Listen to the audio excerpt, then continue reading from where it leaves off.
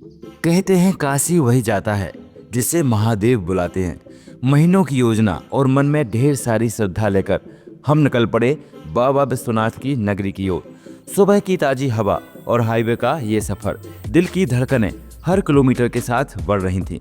रास्ते में हमने एक छोटा सा ब्रेक लिया, काशी ब्रेक पॉइंट पर परिवार के साथ बैठकर गर्म गर्म खाना और पिछली प्रयागराज यात्रा की चर्चा करना। ये छोटे छोटे पल ही तो सफर को यादगार बनाते हैं। पेट पूजा हुई और हम फिर निकल पड़े उस शहर की ओर जो दुनिया का सबसे पुराना जीवित शहर है। जैसे ही हमारी गाड़ी बनारस की सीमा में दाखिल हुई, शहर का मिजाज ही बदल गया। यहाँ की सड़कों पर एक अजब सी ऊर्जा है। चारों तरफ चमकती हुई लाइटें, रिक्शों की पीपी और लोगों का हुजूम। बनारस कभी सोता नहीं है। रात के समय जब ये शहर रोशनी से नहाता है तो ऐसा लगता है मानो आसमान के तारे जमीन पर उतर आए हों। यहाँ की सड़कों पर घूमते हुए आप बस एक पर्यटक नहीं रहते, आप इस शहर का हिस्सा बन जाते हैं। हर चेहरे पर एक सुकून है, हर गली में एक कहानी है। ये भीड़ आपको डराती नहीं बल्कि आपका स्वागत करती है। बनारस को अगर असल में जानना है तो मुख्य सड़कों को छोड़कर इसकी सकरी गलियों में उतरना होगा। ये गलियां किसी भूल भुलैया से कम नहीं है। यहाँ धूप भी बड़ी मुश्किल से पहुँचती है, लेकिन महादेव की भक्ति हर कोने में मौजूद है। इन गलियों से गुजरते हुए हम पहुंचे माँ गंगा के आंचल में। घाटों का वो नजारा सच कहूं तो शब्दों में बयां करना ही मुश्किल है। गंगा की लहरों पर तैरती हुई रोशनी से सजी नावें ऐसी लगती हैं जैसे पानी पर दीपक जल रहे हों।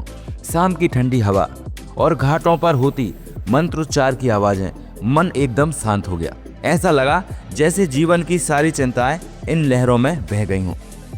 लेकिन भाई, बनारस सिर्फ भक्ति का नहीं, स्वाद का भी शहर है।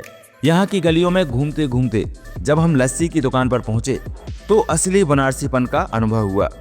वो गाढ़ी दही, ऊपर से मलाई की परत और मिट्टी के कुल्हड़ की सौंधी खुशबू, ये लस्सी नहीं अमृत है।